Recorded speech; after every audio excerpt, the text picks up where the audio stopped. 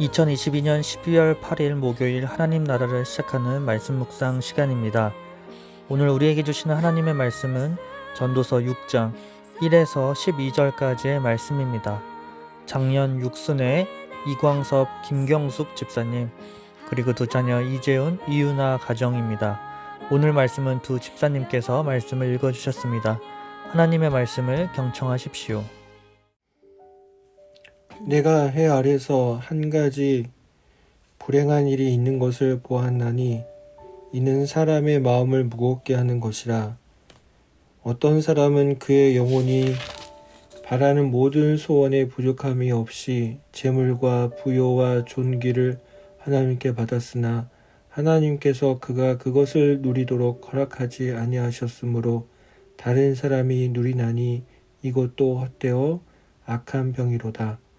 사람이 비록 100명의 자녀를 낳고 또 장수하여 사는 날이 많을지라도 그의 영혼은 그러한 행복을 만족하지 못하고 또 그가 안장되지 못하면 나는 이르기를 낙퇴된 자가 그보다도 낫다 하나니 낙퇴된 자는 헛되이 왔다가 어두운 중에 가매 그의 이름이 어둠에 덮이니 햇빛도 보지 못하고 또 그것을 알지도 못하나 이가 그보다 더 평안함이라.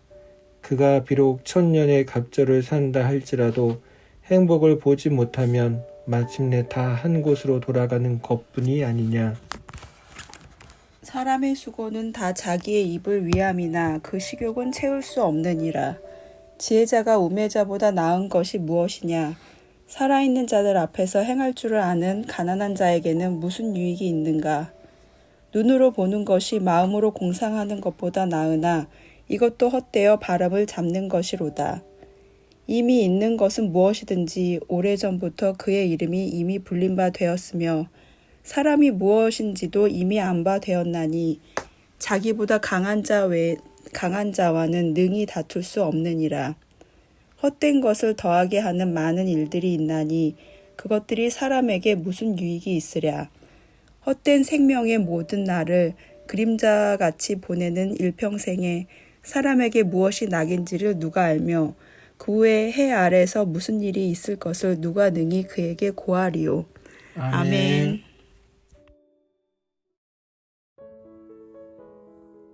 6장 1절 말씀은 세 번역으로 이렇게 시작합니다. 나는 세상에서 또 한 가지 잘못되고 억울한 일을 본다. 그것은 참으로 견디기 어려운 것이다. 뭐가 이렇게 잘못되고 억울한 일인가 보니 6장 말씀을 간단히 압축해서 이야기하면 뿌린 대로 거둔다는 원리, 인과응보의 원리가 적용될 수 없거나 설명할 수 없는 예들이 쭉 나오게 됩니다. 하나님의 복을 받았으나 그 복을 충분히 누리지 못할 수도 있고 사는 동안 온갖 축복을 받았으나 죽을 때 묻힐 무덤이 없는 경우도 있다고 말합니다. 이런 경우 심지어 낙태로 인해 단명한 아이가 더 낫다고 할 정도로 삶에 유익이 없음을 이야기합니다. 이후 7절부터는 인간의 한계 또 보잘것 없음을 이야기하며 채울 수 없는 욕구들의 헛됨을 이야기합니다. 7절 말씀인데요. 사람의 수고는 다 자기의 입을 위함이나 그 식욕은 채울 수 없느니라. 다시 말해 인간이 땀 흘려 수고하는 이유는 욕망을 채우기 위해서이지만 그 욕망은 결코 채워지지 않는다는 것이죠. 전도자는 이런 현상이 우매한 자들에게서만 나타나는 것이 아니라 지혜자들에게서도 나타난다고, 지혜자가 우매한 자보다 나은 것이 무엇이냐 이야기합니다. 영혼의 관점에서 보면 지혜자나 우매자의 구분도 큰 의미를 지니지 못하는 것이죠. 오늘도 전도자는 계속해서 앞장과 같은 주제로 인과응보의 원리로 설명할 수 없는 세상, 인간 욕망의 헛됨을 통해 인생의 헛됨을 강조하고 있습니다. 그렇게 우리는 진정한 소망은 무엇인가, 또 우리 삶의 진정한 행복은 무엇인가를 계속해서 질문하게 만들고 있습니다. 그래서 오늘은 이 한 구절을 함께 묵상하고 싶은데요. 바로 7절 말씀이었습니다. 사람의 수고는 다 자기의 입을 위함이나 그 식욕은 채울 수 없느니라. 그렇다면 오히려 이런 역설적인 질문을 한다면 어떨까요? 영원토록 영원히 함께 먹는 영원한 기쁨이 없다면 이 땅에서 먹기 위해 애쓰는 모든 행위, 그 끊이지 않는 식욕이 얼마나 저주스러운 일일까요? 그러니 하나님과 누리는 영원한 식탁의 교제의 기쁨이 있어야겠다는 것입니다. 우리 키즈누리 친구들에게 키즈누리 좋은 점이 무엇이냐고 물어봤을 때 아이들이 이렇게 대답했습니다. 키즈누리 간식이 너무 맛있습니다. 간식을 먹으러 교회에 온답니다. 간식이 최고랍니다. 우리 키즈누리 친구들에게 간식을 왜 주는 것일까요? 단순히 이 친구들이 아침을 먹지 않고 왔기 때문일까요? 허기진 배를 채우기 위함일까요? 아닙니다. 바로 축제와 그 기쁨을 알려주기 위한 것입니다. 영원히 누릴 그 축제의 기쁨을 미리 맛보는 시간입니다. 예수님도 먹을 것을 하찮게 여기지 않으셨습니다. 오히려 먹이셨고 또 먹기 위해 함께 하셨습니다. 그러셨던 단 한 가지 이유는 바로 장차 하나님 나라가 임했을 때 새하늘과 새 땅에서 펼쳐질 기쁨의 축제 가운데 누리는, 먹고 마시는 바로 그 즐거움과 행복을 미리 맛보게 하시고자 행하셨던 것입니다. 그렇게 예수님은 자신의 살과 피를 우리에게 참된 양식과 음료로 주신 분이십니다. 그런 의미에서 오늘 말씀을 읽는다면 오늘 우리가 누리는 먹고 마시는 행위를 영원한 기쁨의 관점에서 볼 때 의미가 달라진다는 것입니다.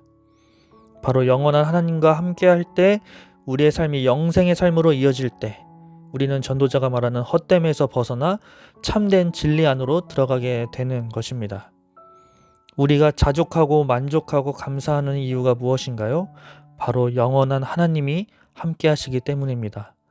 하나님의 관점으로 볼 때, 하나님 나라의 식과 밥으로 볼 때, 하나님의 시간에서 우리의 삶을 볼 때 다르게 해석되는 것입니다. 오늘 우리에게 주어진 삶이 영원한 하나님의 관점으로 헛됨이 아닌 기쁨으로, 감사로 바뀌는 하루가 되기를 간절히 소망합니다. 기도하겠습니다. 하나님, 우리 인생이 얼마나 허무한지, 인생의 의미를 찾아 답을 얻는 것이 얼마나 헛된 것인지 깨닫게 됩니다. 계속해서 우리의 욕망들로 우리의 삶을 채워가려고 합니다. 무엇이 중요한지 잊고 살 때가 많습니다. 하나님, 지금 나에게 주어진 삶이 영원하신 하나님의 관점으로 해석되길 소망합니다. 그러할 때 지금의 삶이 이후 영원한 하나님과의 교제의 기쁨으로 이어지게 하시고 이 땅의 삶 가운데서 자족과 감사, 소망이 넘치는 삶으로 살아가는 지혜자들이 되도록 인도해 주옵소서. 예수님의 이름으로 기도합니다. 아멘. 오늘 주신 말씀 기억하며 더 깊은 묵상 하시겠습니다.